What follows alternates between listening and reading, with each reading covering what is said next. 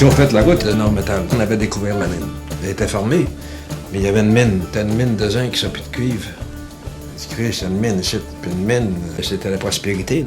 Moi, je travaillais à Cadillac pour les Perrons quand la guerre a commencé, en septembre 1939. On s'est marié en 42, au mois de mai 42, 25 mai, si je me rappelle bien. 25 mai 42.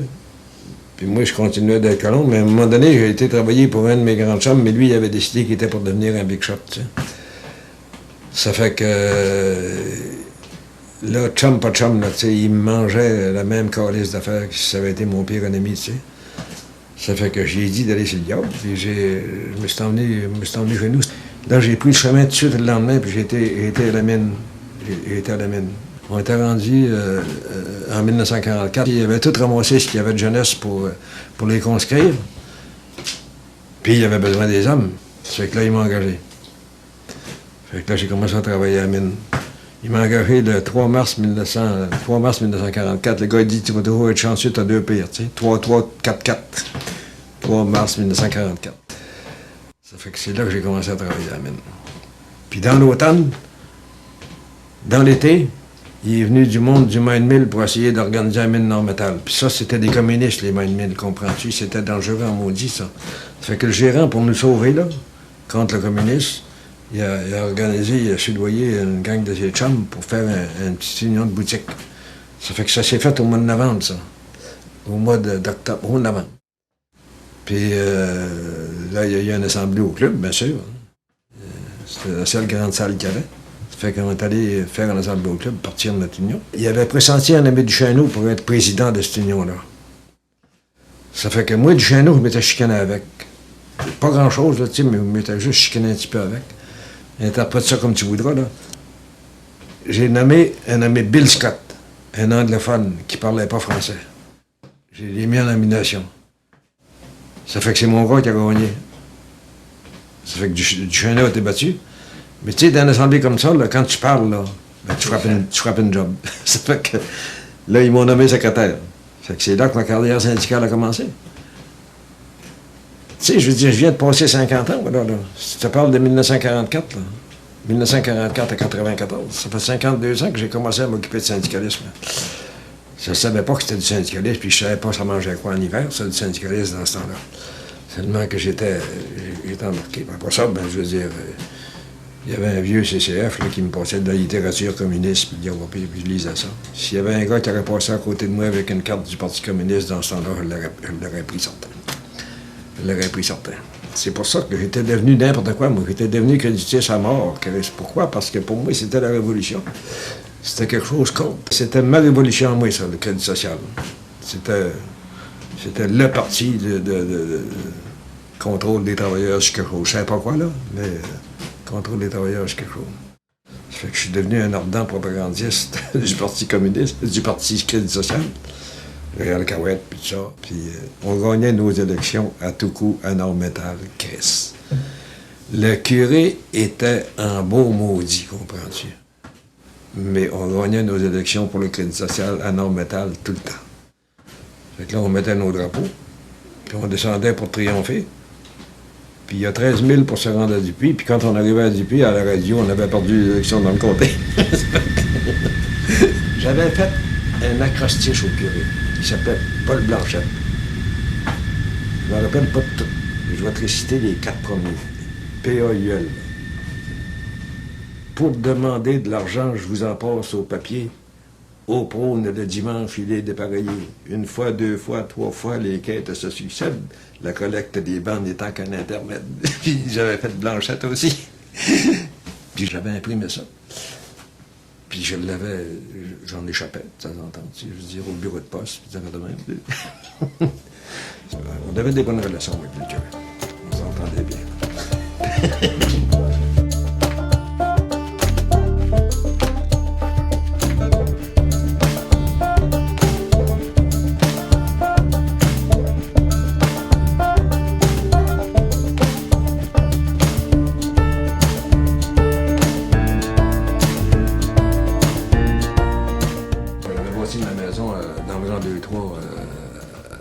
Avant d'aller travailler à la mine, j'avais bâti de ma maison, là.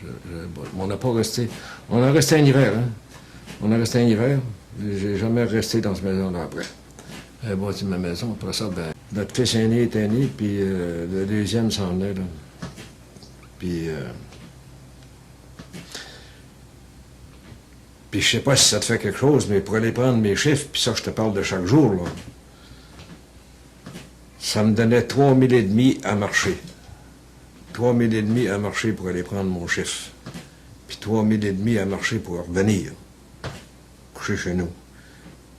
Puis mon fils, là, il y avait, mon fils aîné, là, c'est bon, ben, en hiver, au mois de mars, là, tu fais venir le médecin de Dupuis, là, tu sais, 13 000 plus bas, là, ça veut dire, faut que tu te rendes dans l'hôpital, faut que tu téléphones pour que le médecin vienne, parce que ça sert à rien d'essayer d'avoir celui de la compagnie, là, tu sais, venir le médecin de Dupuis. Et ensuite de ça, je veux dire, la première ou la deuxième journée, je veux dire, une infection dans les yeux, je veux dire, tu vois, des choses, aller chercher de l'orgirol. Je me rappellerai toujours de ça, pour y sauver la vue, tu sais. Donc là, on dit ça, on va faire, là, Chris. Donc là, on a déménagé à Normétal, puis on n'est jamais retourné là. Déménagé à Normétal, puis là, je suis devenu secrétaire du syndicat. Après ça, ben, je suis devenu secrétaire de la commission scolaire, puis je suis devenu secrétaire de la municipalité, de la corporation municipale, puis je suis devenu secrétaire de la coop. Ça fait que le curé m'avait présenté l'évêque, puis il m'avait dit ça, c'est Émile Boudreau, ça. Il est secrétaire de toutes les commissions, à part de la commission des liqueurs, mais il n'avait pas de commission des liqueurs à Normétal. Il était secrétaire de toutes les commissions.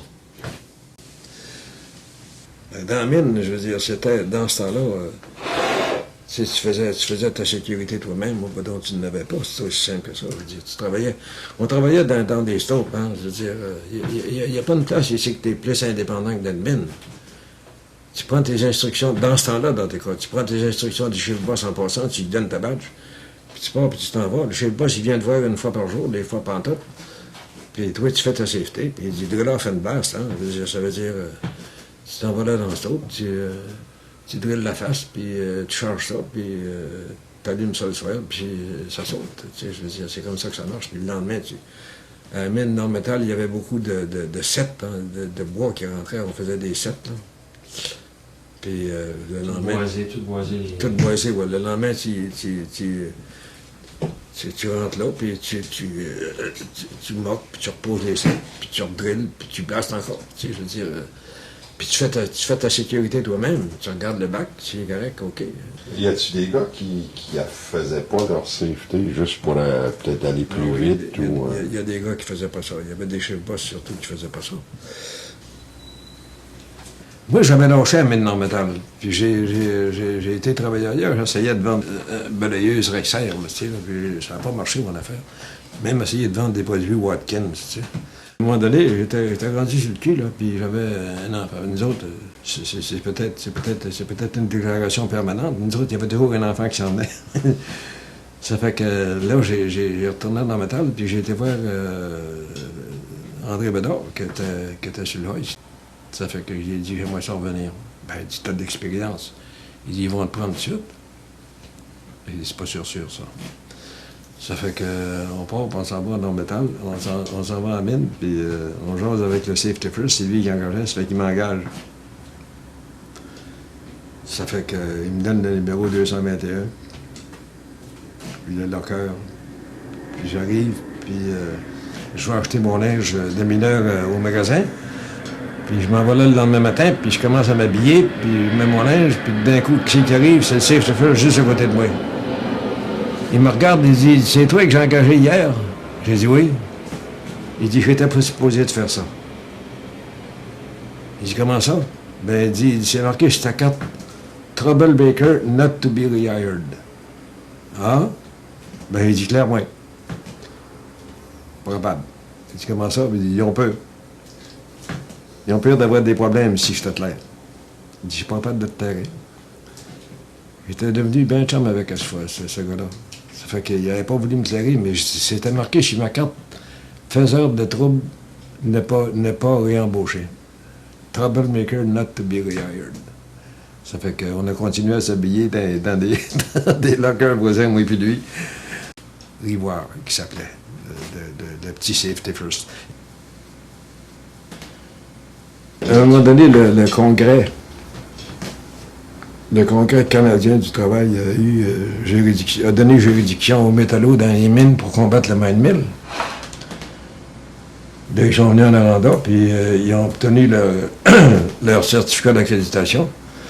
Puis là, ben moi, je suis descendu en Noranda, je suis allé, quand j'ai vu ça, j'ai dit, Chris, faut être ensemble avec les autres mineurs, les mineurs de Noranda, de la grosse mine.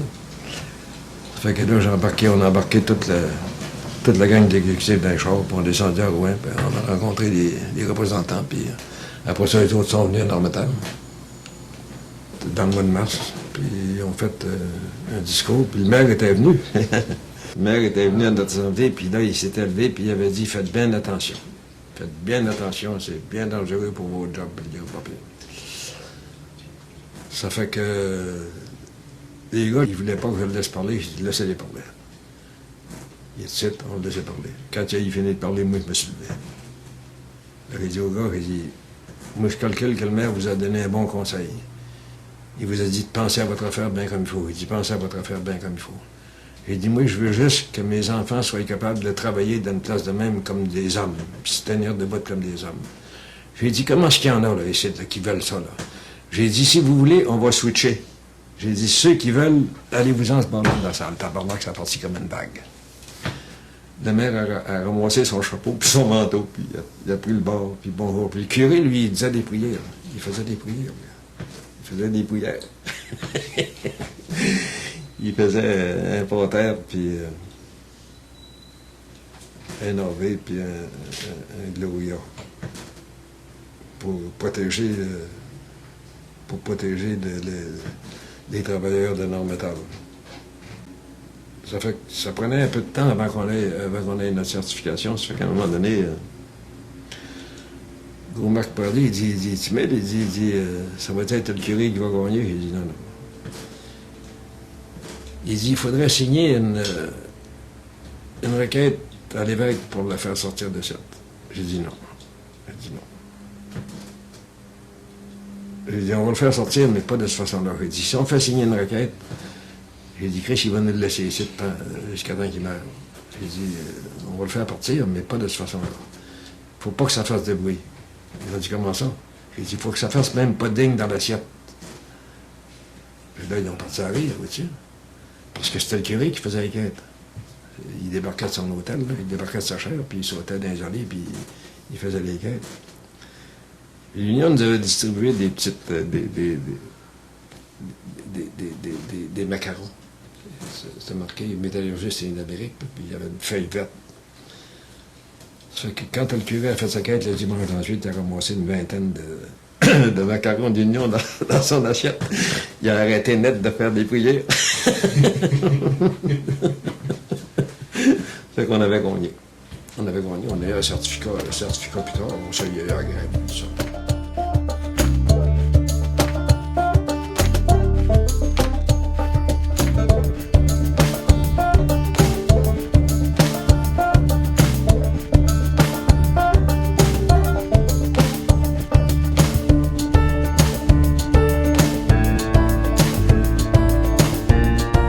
Ce qui nous fournissait le United Steelworkers comme littérature, je veux dire, c'était épouvantable en français, tu sais.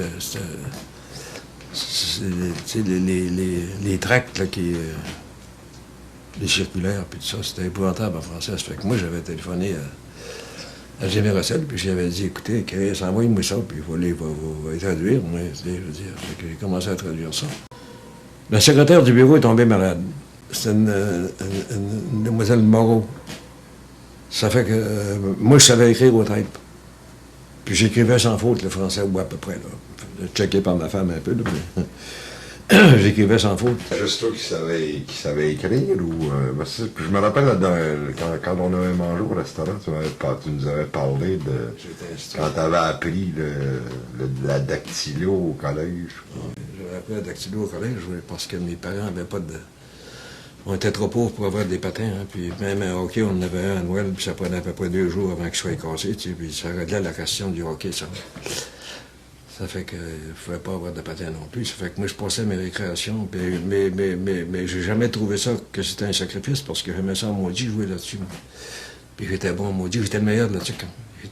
J'ai gagné le concours interprovincial avec 27 mots la minute de plus que la deuxième.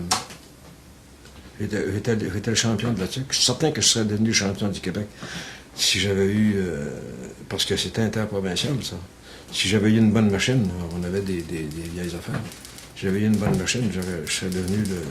Je suis certain que j'aurais gagné. Je suis certain de ça. Certain. J'ai jamais été aux Olympiques. J'ai pas... non, mais je suis certain de mon affaire. J'étais le meilleur de la gang, tu sais, c'est ça. Ouais. Premier, moi, là, 89 mois minutes. Deuxième, 25 mots de moins. Tu sais, j'étais en avant de tout le monde. Là-dessus. J'étais bon maudit. Je suis arrivé le premier en huitième. J'étais le premier en calligraphie. J'étais bon maudit. Mais seulement que, tu sais, je veux dire, c'était pas malléable. Mais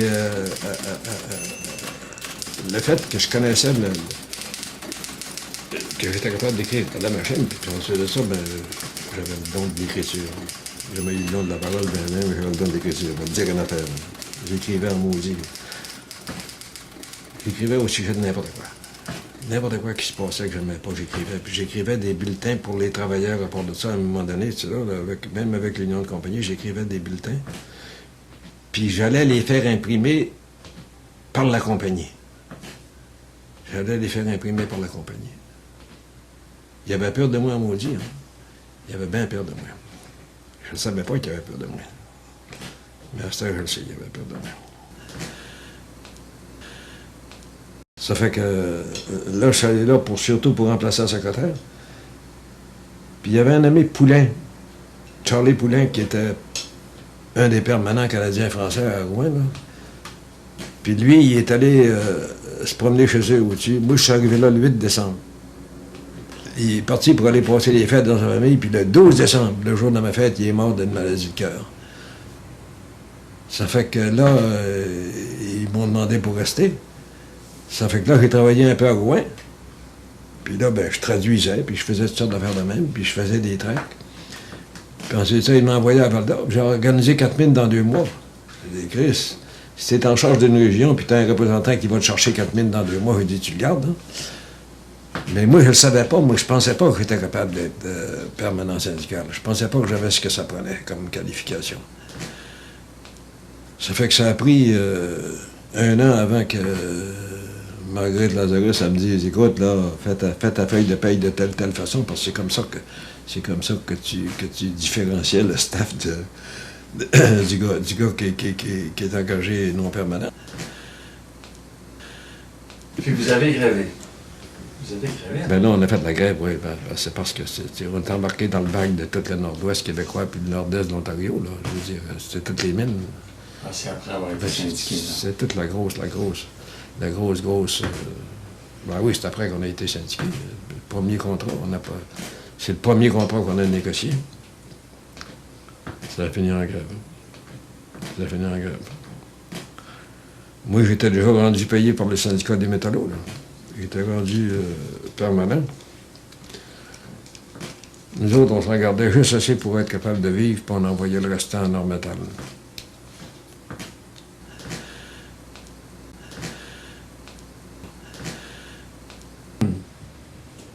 C'est quoi le salaire? Moi, j'ai commencé à travailler à 53 cents $. Après ça, pas mal plus tard, pas mal plus tard, j'ai eu 70. Après ça, ça a remonté. Mais y avait-tu du bonus à ce moment-là? Ouais. Au marché au bonus? Oui. Il y avait du bonus. Comment est-ce qu'il fonctionnait, votre bonus? C'était indiqué? Ça dépend du crayon, tu sais, je veux dire.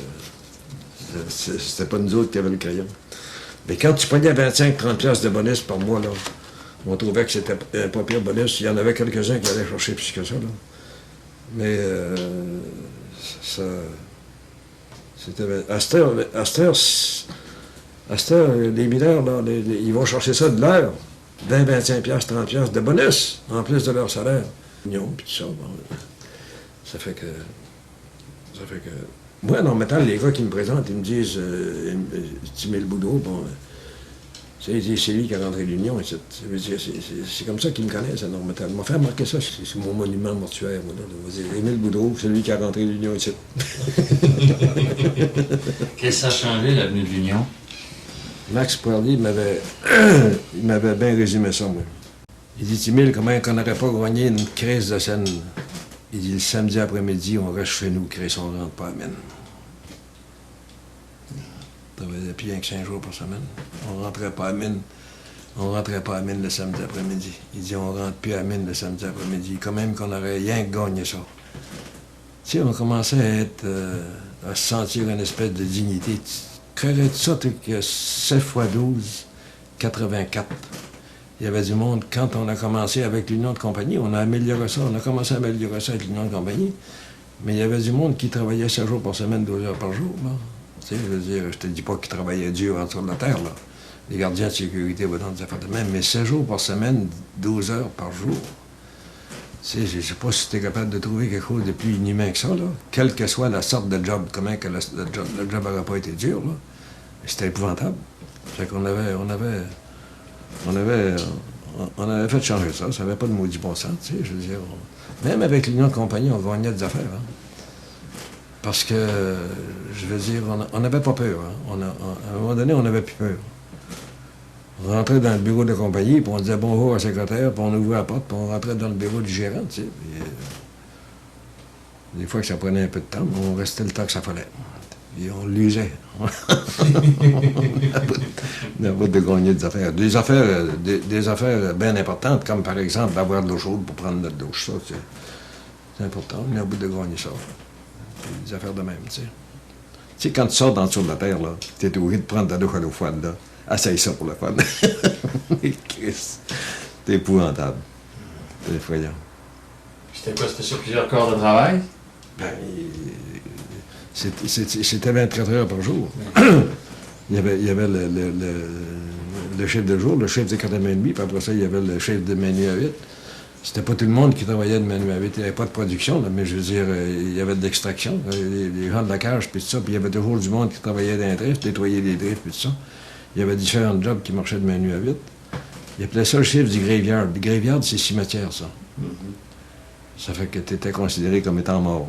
Tu étais en dessous de la terre. Arrivé chez nous à 8h, 8h30 du matin. 8h30, 9h du matin, tu sais. Là, ta femme est en train de faire le lavage, toi, tu te couches, tu sais. Je veux dire, c'est peut-être... Je présente peut-être ça comme une farce, mais c'est pas une farce. Tu arrives chez vous, la vie marche. Toi, tu te couches. Tu dors pas. Le meilleur chiffre, c'était de 4 à minuit. Sauf que tu manquais les parties le samedi soir, on va dans le soir. Mais des fois, on s'arrangeait, on sortait. Mais 4 à minuit, tu te couches à 1h, 1h30 du matin, tu prends une paupière de nuit, ça te donne ta journée aussi. Là, tu rentres dans l'après-midi. Moi, c'était le chiffre que j'aimais le mieux. Je travaillais en dessous de la terre, Chris. En dessous de la terre, mon vieux chose. Ça marche plus. OK. Il n'y a plus de batterie. Et comme on vient de le voir et de l'entendre, l'entrevue se termine plutôt abruptement. Il y a une explication fort simple. Émile avait donné son approbation pour faire un film sur son parcours de vie. Nous avions commencé à explorer ses années de jeunesse. Les aléas de la vie ne nous ont pas permis d'aller plus avant avec le projet de faire une biographie complète de cet homme d'exception.